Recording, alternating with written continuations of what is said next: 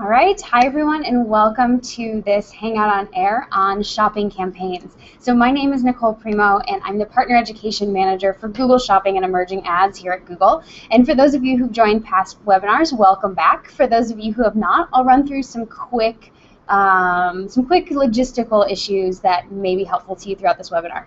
So what we're going to cover today is primarily the upgrade tactics that you need in order to get your campaigns from regular PLA campaigns all the way over to shopping campaigns.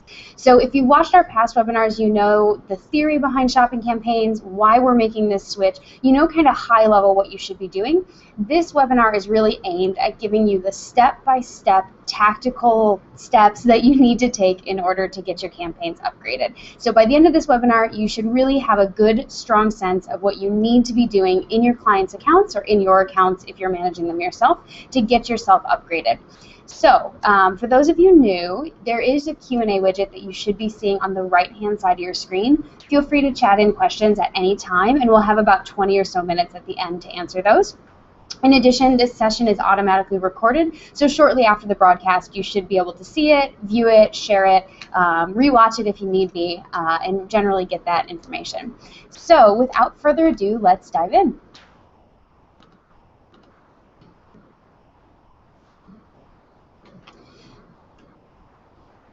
So as I mentioned, this is what we'll be covering today. We'll be walking you through the upgrade steps. So those step-by-step, how to analyze your campaign, how to start that new shopping campaign, and how to migrate completely off of the regular PLA campaign. Then we'll be talking about some advanced setup options for those of you who are looking for a little bit more intricacy with your shopping campaign strategy. And then we'll have that open Q&A. And again, you can enter questions at any point throughout the webinar in that Q&A widget on the right side. So at a high level, there are 4 basic steps to upgrading. First and foremost, and hopefully intuitively, you're going to take a look at your regular PLA campaign structure to make sure that you identify what's currently working and you can port that to your new campaign. Next, if needed, you'll add custom labels to your data feed, and we'll talk about why you need to do that in a little more detail. You'll create a shopping campaign and start subdividing so that you can bid on the inventory that's important. And then finally, of course, you'll pause your regular PLA campaign. So in terms of this first step, analyzing your regular PLA campaign structure, there's a few things you need to do. But first and foremost, it's helpful to understand that most campaigns follow one of 3 approaches to bidding. And basically, these bidding approaches allow you to bid according to product's value. So I use this example all the time. I'll use it one more time here. You don't want to bid the same on your $10 pair of flip-flops as you do on your $300 pair of dress shoes. So your structure should be designed so that you can bid according to those values appropriately. So what you really want to do, and we'll tell you how you'll go about doing this, but you want to identify which of the 3 behaviors you see here most aligns with your existing PLA structure, and that will help you decide how to upgrade and structure your new shopping campaign.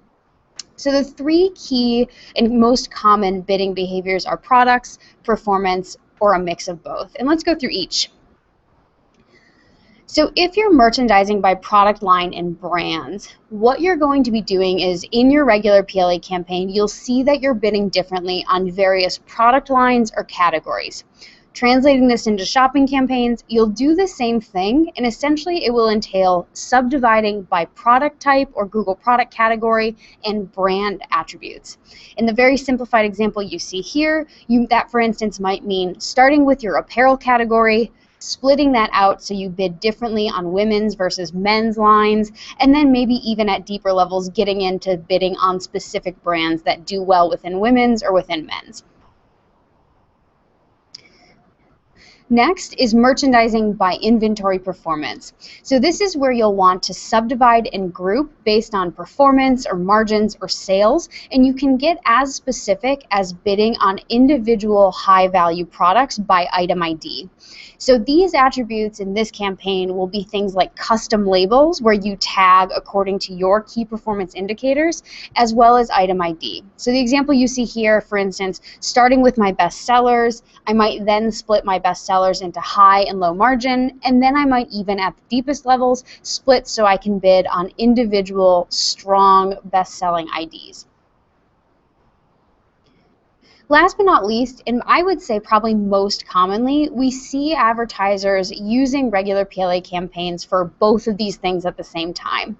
So what that means is they might have some product targets that focus on general kind of product line or brand bids, and then they also have maybe some bestseller custom labels as well as some item IDs.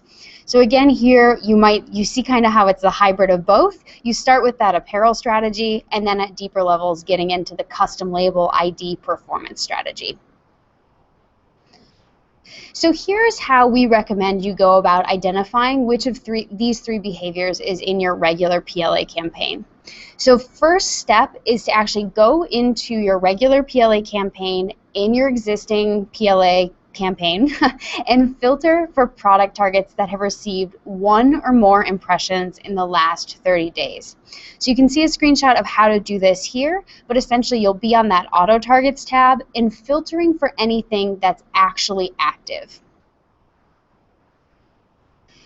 With that filter applied, you'll then download your performance report for the last 30, 60, or 90 days.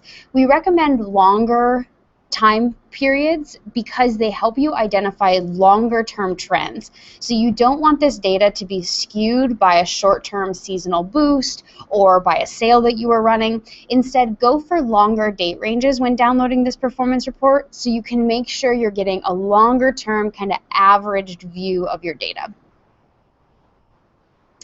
From there, when you download, you'll get an Excel spreadsheet of all of your performance data. With this spreadsheet, either using Excel or any other spreadsheet editor, we recommend you start by sorting your product targets A to Z. What this essentially does is allows you to see at a glance, what are you targeting by product type, what are you targeting by brand, and how are those types of targets performing in your campaign. So once you sort, you'll see something like this, and the next step is actually to count your product targets by type. So you can do that simply by highlighting the rows that include, for instance, your ID targets, and at least in Google Docs, in the down right corner, you'll see a count or how many of that type of target you've highlighted. So what you'll do is you'll make some kind of simple table, or maybe even in the spreadsheet you're using. We recommend you record your results. So essentially what you're doing is you're trying to identify how many of each type of product target is in my existing campaign. And basically what we see is that by doing this, you can very easily identify the major levers you're pulling to currently bid on your products, and that makes it easier for you to translate that into subdividing and shopping campaigns. So in this example, we've outlined how many of each type of product we have. And then what we do is we repeat that analysis so that we can identify of the types of product targets, how many of each contribute to my top 20 click targets. So kind of long story short, what we're focusing on here is trying to figure out what are the targets that are making the most impact on my campaign, because when I upgrade, I want to make sure that I'm upgrading those targets first.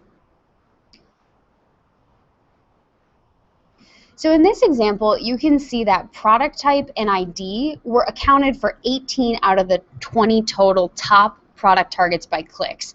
So what we know is that using this kind of relatively simple analysis, we need to make sure that our new shopping campaign reflects the breakout of product type and ID, since that's what was working in our existing campaign. So this brings us back to identifying that really in this campaign we're merchandising by product lines. So we know that with 16 product type targets and a handful of ID level targets, really what we're doing is we're starting with product type, and then at deeper levels we might be getting into the IDs that make sense. So we're going to need to focus on the product type and the ID attributes in our new shopping campaign.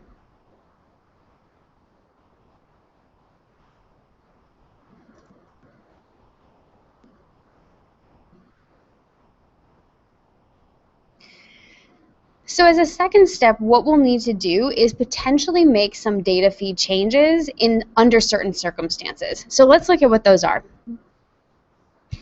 So when we're doing this table breakout, here's another scenario that might happen. So we've identified how many of each type of product target we have, and what we find when we look at our top 20 click targets, we find that there's actually a lot of AdWords label and AdWords grouping targets that are accounting for our most successful performance. So since AdWords label and AdWords grouping are not available in shopping campaigns, we'll need to actually do some data feed changes, potentially if we want to continue using custom tagging. So here's what we could do. In many cases, we see that advertisers are using AdWords label or AdWords grouping when they could really be using other product target attributes to create the same effect. So let's look at the first row, AdWords label equals pants. You might imagine that this is actually not the best use of AdWords label. Really, at pants, that type of categorization could be even more effectively achieved through using the product type or the Google product category attribute. Similarly with AdWords label equals Acme Bikes, since that's a brand, it actually might make more sense to move that type of categorization into the brand attribute. So you can see some other examples of that type of transference to other attributes here, but I will point out that there are certain labels that you will not be able to use anything other than custom labels for. So think of custom labels as the new shopping campaigns version of AdWords labels and AdWords grouping. So, for example, if you wanted to group all of your best sellers and bid aggressively on those, or group all of your high return on ad spend items, you would need to add the custom label attribute to your feed so that you can tag your best-selling products with the tag bestsellers and your high return on ad spend products with high ROAS. So hopefully this makes sense, and feel free to submit questions if not, but the key suggestion here is that use other attributes when appropriate, for instance product type or brand, and really focus your custom label strategy on key performance indicators that you cannot integrate into other attributes.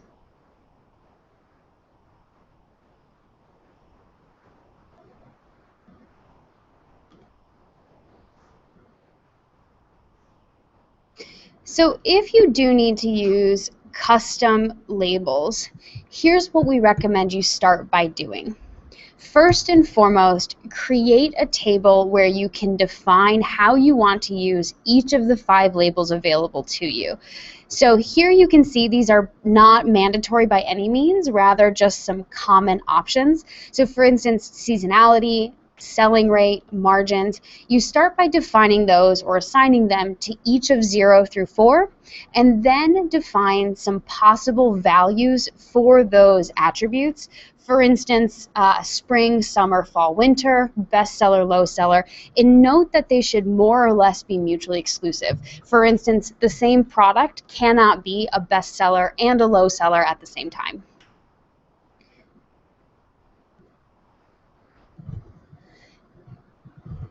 From here, what you'll do once you've identified how you'll use each of the labels, you'll need to actually add those labels to your feed. So you can see some examples in this feed of low ROAS, high ROAS, bestsellers, and essentially, again, that will allow you to target the products with that tag as a group. So do note that you should not delete the AdWords labels or groupings attributes if you use them for other campaigns like dynamic remarketing. You can simply leave those in your feed and add the custom labels 0 through 4, and it won't affect anything negatively, but you can make sure not to delete something you might be using elsewhere.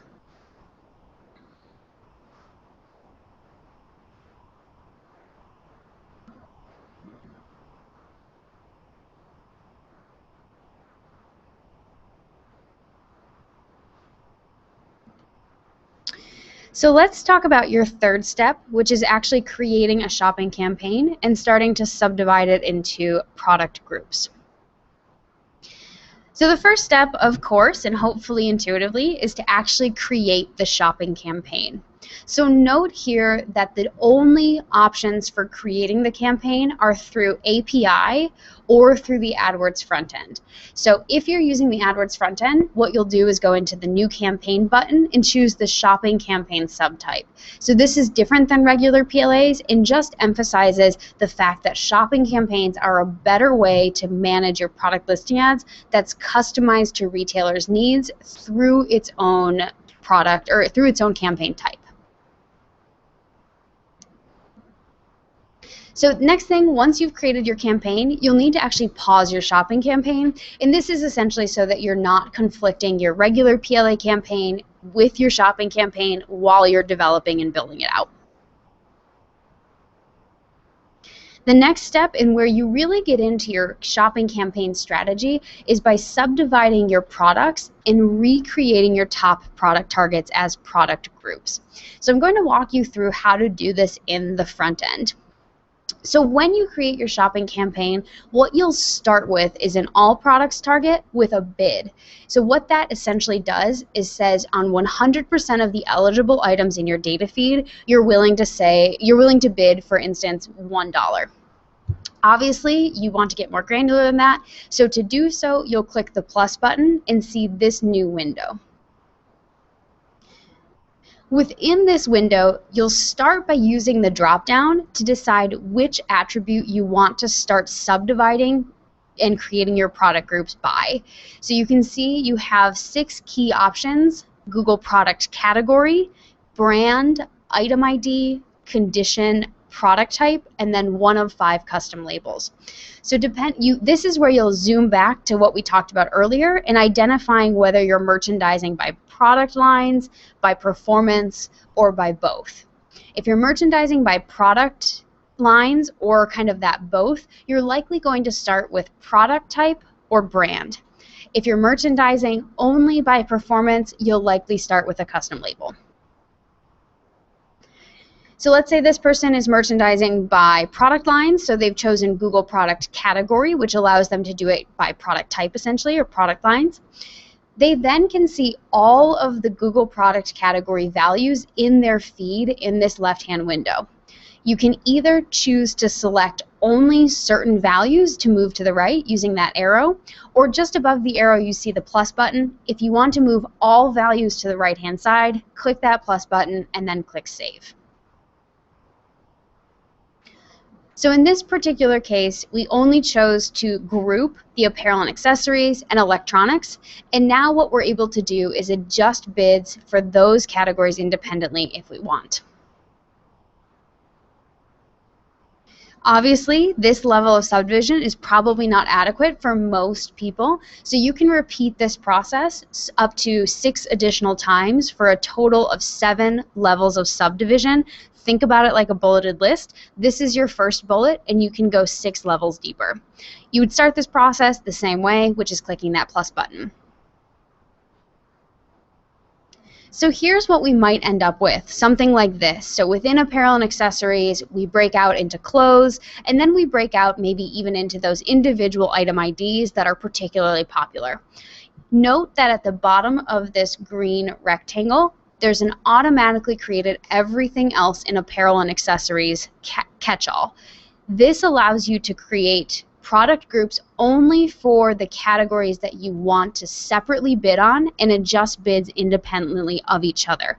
Then everything else that's kind of not worth your time can fall into that everything else in apparel and accessories category. You can look in on it occasionally to see if you want to get more granular, but for the most part, it allows you to focus on what's most important from your initial analysis.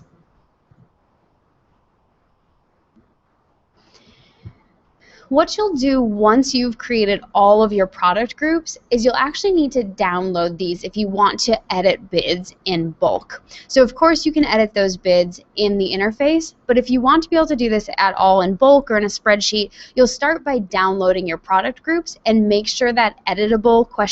Is checked. So this allows you to edit this file. From there, you can open up the file you've downloaded and start adjusting your bids in that max CPC column. So edit the bids for the unit partition type, because that is where you know you've created a product group that you now can assign a bid to.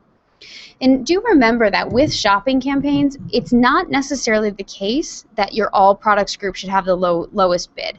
It was the case with regular PLA campaigns, but now because you're able to not have any overlap within your products within one ad group, you're able to assign the bid that makes most sense, even if that means bidding down on something like Halloween costumes that's out of season and doesn't necessarily deserve the bid that your everything else or your all products does. So from there, once you've adjusted all of your bids, you'll save that file and actually go back to AdWords and navigate to the Reports and Uploads tab on the left side of your screen. You'll simply upload your report, browsing for a file, choosing it, and clicking Upload. From there, that upload will assign those bids to your different product groups, and your campaign will be all set. You'll be able to unpause your shopping campaign so it's up and running. And of course, that leads us to our step 4, which is actually pausing your regular PLA campaign.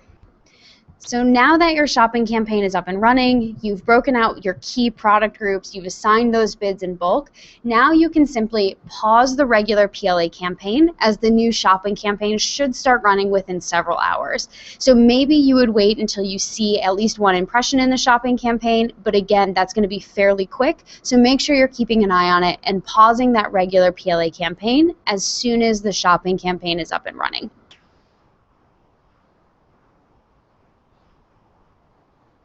So just to recap, 4 basic steps. First, analyze that regular PLA campaign structure to make sure that you know how you're bidding, so that you know which attributes to use in your shopping campaign, and you also know what the most important targets to recreate are. Next, if you need to, add the custom labels to your data feed, and then create a shopping campaign, pause it, and start subdividing. You'll assign your bids, and once that shopping campaign is complete, you'll pause your regular PLA campaign so that you're fully upgraded. Okay, so let's walk through some frequently asked questions that we get at this point. So we'll be running through how you should think about applying your bids, any performance changes you might see by upgrading, how you can or cannot copy your structure, and then also if there are tools available. So in terms of the question, what bid should I apply to my product groups? The simplest answer is that you should try to keep your bids as level as possible when upgrading to shopping campaigns. So if the case is that you were previously targeting Acme brand at $1.50, if you now have a product group for Acme brand, apply that $1.50 bid.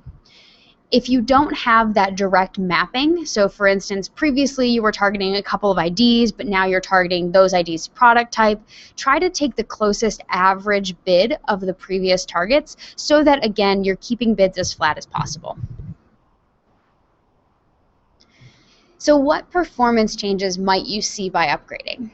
Essentially, there's no algorithmic changes or back-end auction changes that are happening as a result of regular PLA campaigns and shopping campaigns. All of the behind the scenes is the same, so any performance that you see changing will be a result of your campaign structure changing. So this is why we recommend keeping your structure and your bids as flat as possible so that you make a smooth upgrade and can start optimizing from neutral via the new shopping campaigns tools. So should I copy my regular PLA campaign structure to my shopping campaign? So the short answer is probably not. So regular PLA campaigns have nuances, and I like to call them kind of hacks that were required that you do not need to replicate in shopping campaigns. So shopping campaigns is, like we've said before, is that better way to manage and report on your PLAs. So that's why you want to take a little bit of time to consolidate your structure, make it more efficient, make sure you're only replicating what's working so that you do that in plenty of time for the Q4 holiday season. And then last but not least, I have tons of product targets. Is there a tool available that will help me create them? So there's, again, the kind of short answer here is that there will be something that will help, but we don't recommend that you wait for it. You have everything that you need to upgrade right now. And so start doing that analysis, start looking at what's going to make the most impact, get you the most bang for your buck in terms of efficient campaign structure, and start upgrading right away. So tons of advertisers have already upgraded, and they're taking advantage of the new competitive benchmarks, the new impression share, and they're being able to bid better and get better results. So don't wait, start now, and get those campaigns upgraded. So let's talk a little bit about some advanced setup scenarios. So first and foremost, I know I've gotten some questions about multiple ad groups and shopping campaigns, specifically when and how to use them. So essentially, the best practice with shopping campaigns is that you should be aiming for one ad group per campaign. So shopping campaigns is designed to help you easily subdivide and bid on your inventory when it's within that single ad group. So with a single ad group, you don't have to worry about bidding overlap. You can easily subdivide your inventory and identify which products don't have a specific bid. So for instance, which ones are falling into the everything else catch-alls, and you can overall streamline your campaign management. So in general, in most cases, we've seen that retailers have had great success with campaigns with only one ad group. That said, there may be cases where you need to use multiple ad groups, specifically if you're adjusting mobile bid modifiers differently across your products. You can only do that at the ad group level, so you will need multiple ad groups. Or if you're using a more granular negative keyword strategy, you may need multiple ad groups so that you can adjust those negative keywords more granularly at the ad group level. So you will want to be sure to make sure you're preventing product overlap if you are using multiple ad groups. So the easiest way to do that is to kind of map it out strategically for yourself, either via a spreadsheet or a diagram, and make sure that you're excluding the everything else in all products targets or groups except in one campaign. So just like before, you want to make sure that you are getting full coverage by including the everything else in all products group, but only once. You only want one of those for a single client or for a single retailer, no matter how many ad groups they have. So another kind of multiple that we see with advanced setups is multiple campaigns. So there are three main scenarios in which it makes sense to use multiple campaigns. The first of which is not unique to shopping campaigns. It was the case with product listing ads, and it's very much the case with other ad formats within Google as well. So essentially, the first use case for multiple campaigns is allocating your budget across product subsets. So what we mean by this is if all of your products are within a single campaign that has a $350 daily budget, you have no control over which products get how much of that budget. So for instance, if you see bicycles are actually your best seller, you may want to allocate more budget, in which case you would create a new campaign just targeting your bicycles with a $200 daily budget, leave everything else in a separate campaign with a $150 daily budget. The total spend is the same, but you have more control over how much of the budget goes to your highest revenue drivers. Again, here you want to be especially careful that you prevent that product overlap across multiple campaigns by using those exclusions. So as you can see on the right, if this is your baby and toddler campaign because it's really your best sellers, make sure you're excluding everything else so that that campaign's budget is only going to the baby and toddler product subset. Use case number 2 is new and unique to shopping campaigns in that we're giving you tools that allow you to more easily respond to the retail calendar into kind of shorter term promotions. So essentially you can see in the gray, these might be kind of your long-term optimization campaigns, things that don't really respond to seasonality like your core campaign and your best sellers campaign, which has the higher budget. Now we're encouraging you to look at opportunities for creating flexible, efficient structures for short-lived promotions. So for instance, this might be on sale or seasonal items that you want to promote aggressively, but only for a short period of time, so you don't want to invest a lot in creating really complex campaign structures. So the tool or the feature that allows you to do this is called campaign priorities. And what it allows you to do is to tell Google which bid to use when more than one bid is available for a single product. So for instance, if you have 2 campaigns running and that product is represented in both, you can set a low, medium, or high priority for one of the 2 campaigns that allows you to say, take the bid in this campaign over the bid in the medium or low priority campaigns. All of this is done under the Settings tab, specifically Advanced Shopping Settings. You can see here Campaign Priority. So here's an example of campaign priority and tiered promotions in action. So you can see at the core is that low priority kind of basic campaign that we walked through earlier, where we're breaking out product types and then my high performance brands. So this campaign is the one I leave alone. I mostly optimize it for the long term. I'm looking at long-term trends and adjusting my bids according to those. On top of this campaign, I might have a high priority summer sale campaign. So you can imagine that my short sleeve shirts and shorts are great for summer. They probably overlap with the targets or the products in my apparel group. So I want to throw a high priority on my summer sale campaign so that Google knows that this is the campaign that I want to use the bids for if there's overlap.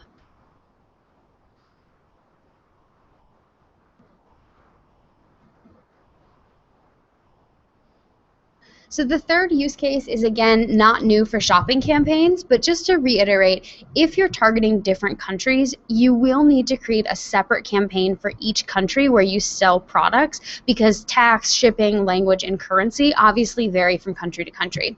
So what you'll need to do is, when you create these separate campaigns, you'll need to make sure that you also have a data feed in your Merchant Center that's customized for that country. For instance, has the same language, has the same currency, and in the feed registration process is actually targeting the country where you're targeting in your AdWords account. We have some really great Help Center articles on this in terms of what are the country requirements, how to register your feeds. So take a look at those if you're not sure how all of this works. But suffice to say that even in shopping campaigns, you will need to target each country in its own campaign. And to do this effectively, you also need to have a data feed that meets the specifications of that particular country in your Merchant Center account.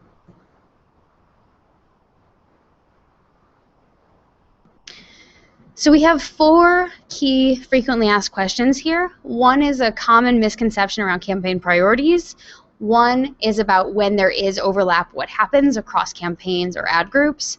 One is about third-party platforms for bidding. And then last but not least, one is about kind of what's happening with the advertisers who've already upgraded. So first, I don't understand campaign priorities. Will a high priority campaign prioritize the products in the auction? So absolutely not. Campaign priority is not used at all to prefer certain products over other products in your feed. Rather, what campaign priority does is tells Google which bid to use if the product has more than one bid across campaigns or across ad groups. So make sure you're clear about that when you're thinking about this, because it does change how you use campaign priority and how you might tier your campaigns or the campaigns in your AdWords account. Next, what happens if a product is in multiple campaigns or ad groups? So if campaign priority comes into play, obviously we'll take first the high, then the medium, then the low priority campaign bid. But if all the campaign priorities are the same, Google will use the highest product group bid. The same goes for ad groups. Since campaign priority is set on the campaign level, if a single product happens to be in multiple ad groups within a single campaign, we'll use whichever bid is the highest within that campaign. So it's important to use those exclusions properly, and if you're using multiple campaigns or multiple ad groups, to do some mapping so that you make sure you reduce overlap as much as possible, so that you make sure the bid you actually want is the one that Google will use. So if you're using third-party platforms for bidding and feed management, we recommend that you reach out to them to see how they can or can't help with the shopping campaigns upgrade. So they may be providing some services or tools integration, but that will vary on a provider-by-provider basis. So reach out to them and just have a conversation about your plans to upgrade and make sure they align with what's available from their side. And last but not least, how many advertisers have upgraded and what's their feedback? So the majority of PLA advertisers have already started taking advantage of shopping campaigns. In fact, 85% of advertisers are fully upgraded. So hopefully this makes sense since we're really only 7 weeks away from that upgrade deadline. So that's why we recommend get on this, start working on this. You have everything you need to do this relatively efficiently and to start upgrading your campaigns and taking advantage of all of the great features that shopping campaigns offer. So in fact, in terms of feedback, let's look at a few case studies we have about retailers who have upgraded and what they're seeing. So you've probably heard of these guys if you've watched any of our other webinars, but Farfetch is a company that has upgraded and seen phenomenal results, as you can see from the 37% conversion rate increase and a 3 times higher return on investment. So they got this by simply being smarter about how they're merchandising their products through product groups and some of those kind of simple campaign templates. Essentially, they chose that merchandising by product line template that we looked at earlier and organized their product groups by product category and brand. And then they also used that tiered campaign strategy with campaign priorities by creating a separate campaign for their top trending and best-selling products and setting it to high priority so that bid took precedent over any potential overlap. In our next case study, we saw a retailer get better insight into performance. So essentially, they created product groups for each brand, a slight variation on the merchandising by product lines, and they were able to, through that advanced reporting, analyze SKU level performance and optimize their bids accordingly. So again, started from a fairly simple product line strategy and then deeper diving into the reporting to understand where they can move the needle in terms of investment. For US Mattress, it was a matter of organizing product groups by brand and sub-brand, and then at the deepest levels, even individual SKUs. So this goes more into that hybrid performance campaign, and then it involved optimizing bids with impression share and benchmark data, 2 metrics that are not available in regular PLAs, and as you can see from their metrics, can really help you improve what's going on in your customer experience. And then last but not least, with Value Pet Supplies, they were able to achieve a better workflow with a 10 times time savings. So simply by creating product groups that focused on their brands, on their best-selling items, they were optimizing in a more efficient way and diagnosing product group health with impression share. So a great way, again, to look at what matters in terms of moving the return on ad spend needle and focusing and investing your time and resources there. So this brings us to the last section of our Hangout, which is hopefully the best one, the open Q&A. So please do enter those questions on the right-hand side. I'm going to take a moment and start looking at those, and we'll be back in just 60 seconds or so with our first answer.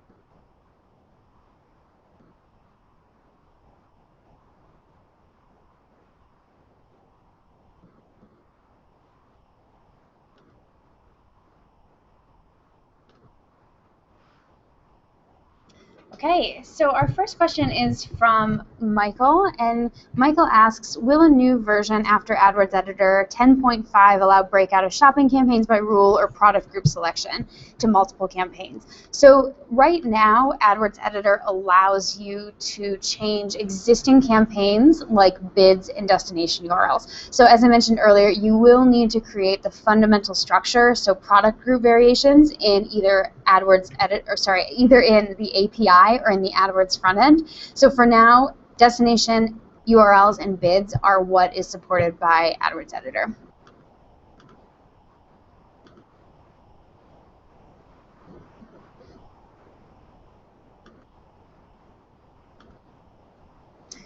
Okay, so this is a question looking for a little bit of clarification.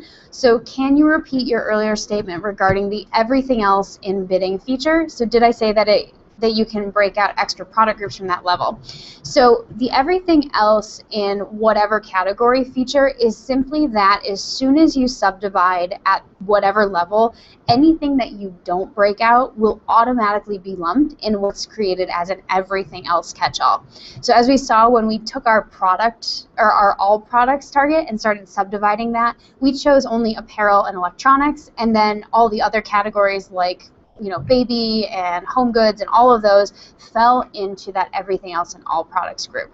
So that's automatically created for you and allows you to bid on kind of that catch-all so that you can lump all of those categories that aren't worth your time to manually manage into that category. You'll still get the performance reporting on them in dimensions, but you don't have to spend the time adjusting bids for them independently of each other because, again, they're just not worth your time.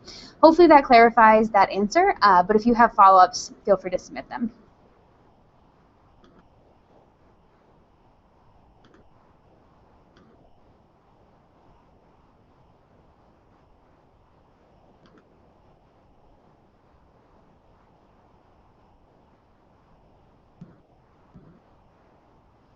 Okay, so another question from Michael. So I think that this one has to do with the auto upgrade that we've mentioned will happen at the end of August 31st, if you don't upgrade your campaigns on your own. So the question is essentially, which is true, that PLAs will continue but are not edible, or that they'll automatically be transitioned and converted. So essentially what's happening in August 31st is that any still running, still active PLA campaigns will go through the automatic upgrade. So that we do recommend that you manually upgrade yourself before then so that you can make sure your campaign hits the ground running and is tailored to your goals from the get-go, and you're not doing that reactive catch-up work with anything that's not transitioned the way that you would ideally like it. In terms of what will happen with your regular PLA campaign, it simply will not run anymore, and you will still be able to see that data in your AdWords account. So if you want to do year-over-year reporting on your shopping campaign versus your regular PLA campaign, you'll be able to do that, but you won't be able to manage or actually run from the regular PLA campaign.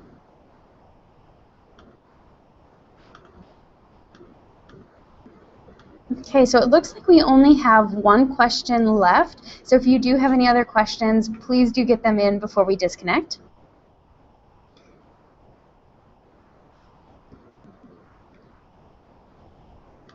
Okay, and this one is about our case studies. The question is, how were Farfetch and some of the other retailers in the case study set up before? And so were they just targeting SKU, or was it a general catch-all?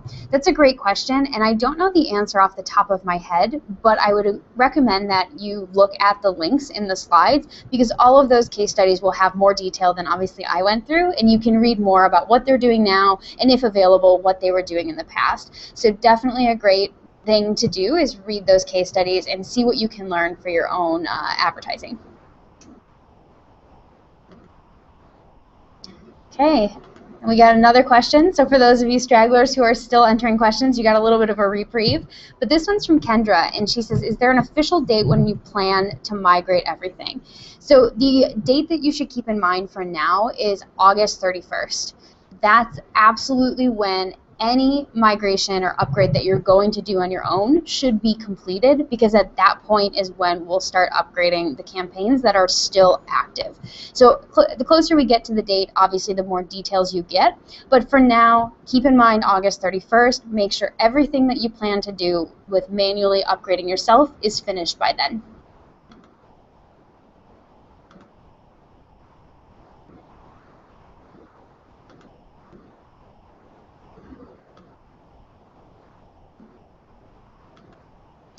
This one's from Barb. So is it advisable to run both the old PLA campaign and the new shopping campaign for a period of time? So in general, as a general rule, we would say that you should pause one and run the other. But what you might be able to do is, again, since it is usually no more than a handful of hours before the shopping campaigns start running, you could run them both for, a couple of hours until you see an impression in that shopping campaign, because I understand you may not want to totally turn off the old one if you're not sure the new one is up and running. So in that sense, there may be a short overlap period where you're running them simultaneously until you see an impression. But as a general rule, we would say try to get that shopping campaign done and upgraded, and then pause the regular PLA campaign.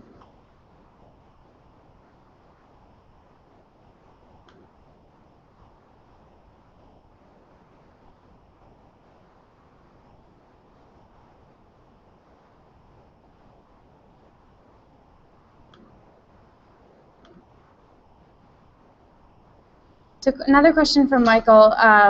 So following up on the automatic upgrade discussion, if my current PLA campaign is set up by campaign, ad group, item ID, will the shopping campaign conversion follow that and be campaign, ad group, item ID? So it's a great question, and at this point we don't have details about exactly what that upgrade process will look like when done manually. So that's why we recommend, if your current campaigns are set up in a way that you like and you want to continue using, especially if it's a fairly straightforward setup like ID, make sure you're doing that on your own in advance of the upgrade. So again, don't know exactly what it will look like in terms of upgrade, but if you have specifics in mind or things that you want to be done, make sure you're doing it on your own in advance of August 31st.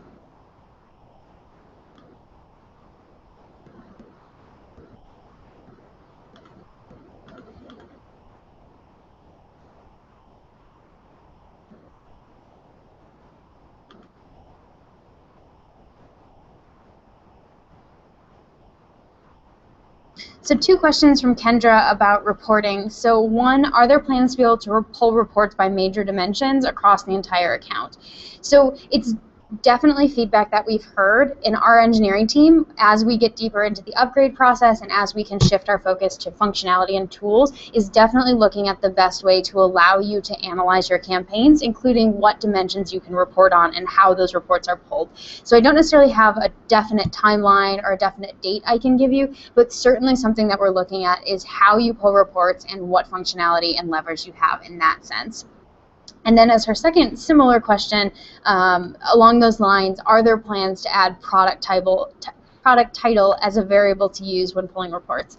Again, we're definitely looking into the best way to show you your data and to allow you to map, for instance, which ID is performing the best. So that may include title, but certainly stay tuned and keep an eye on our AdWords blog as well as our commerce blog, because those are the great ways to get those types of announcements as those functionality roll out.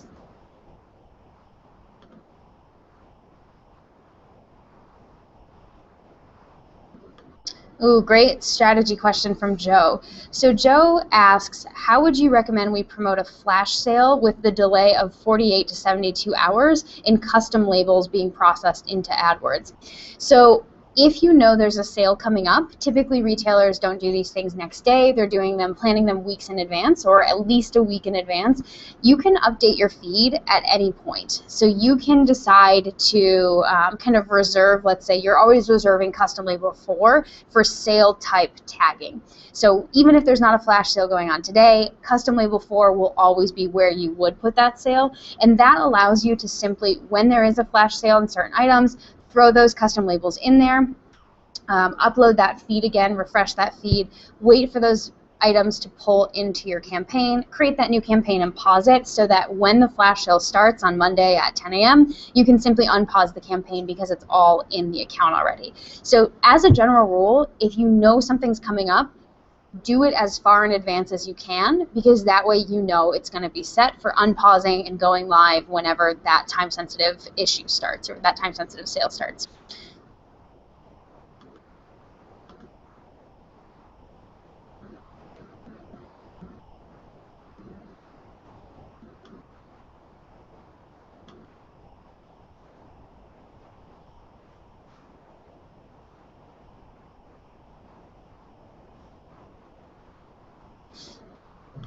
Okay, another question from Kendra. So when setting up product groups, especially with custom labels, what happens when only a portion of the values for that label are in the feed in that particular day?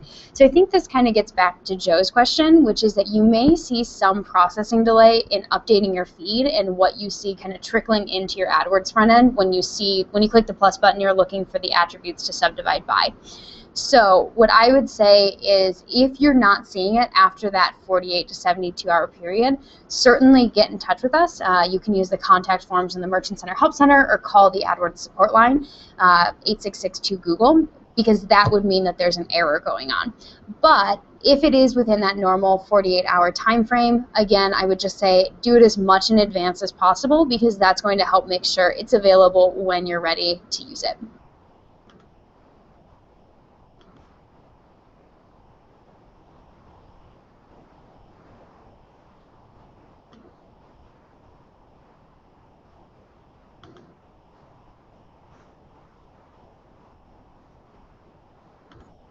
Okay, so this one's from Sarah. And the question is, can you provide more context on the competitive benchmarks? So essentially, I think that this question is getting at how are those calculated? How are we providing those? So essentially, the way that those are calculated is they're aggregated and anonymized data from all of the other advertisers using product listing ads for similar products. So it allows you to see on X product or X product line in other auctions what was the max CPC that people were using on average, and then what was the click-through rate on average that they were seeing as well. And that's how across the board it gives you a sense of how your performance is rating in similar auctions against competitors.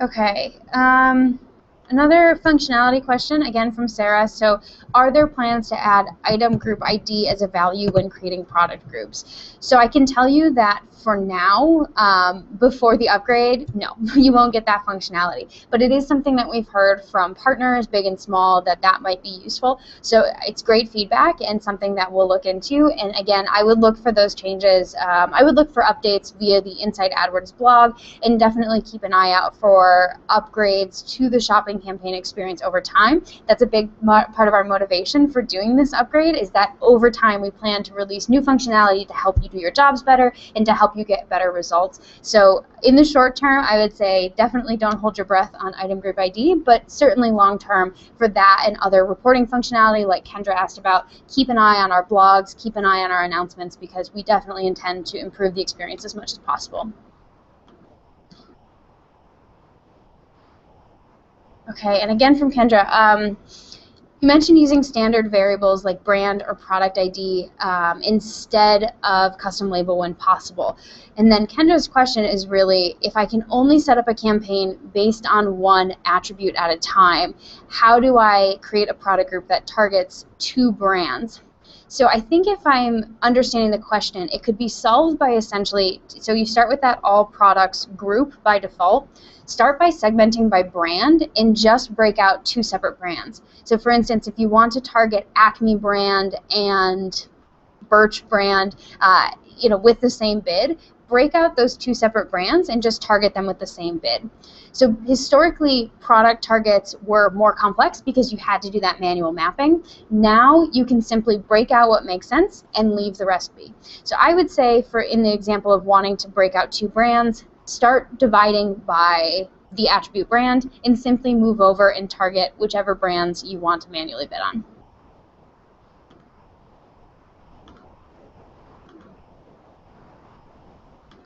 Okay, so I'll give everyone else about 30 more seconds while I do my customary sign-off in case there are any last questions. But essentially, thank you so much for joining us. I know you guys are busy, and I know shopping campaigns are just one of the many things you have to tackle on a day-to-day basis. So we appreciate you taking the time and listening to this Hangout on Air. As I mentioned, the recording will be available, so if there's anyone else in your company or any other retailers or friends that you think that this would benefit, feel free to share the recording. Hopefully it gives you a tactical sense of what you need to accomplish before August 31st. And of course, do give us your feedback on that comment page if there's anything else that you would like to hear from us. So I think there are no more questions, so until next time, thank you so much.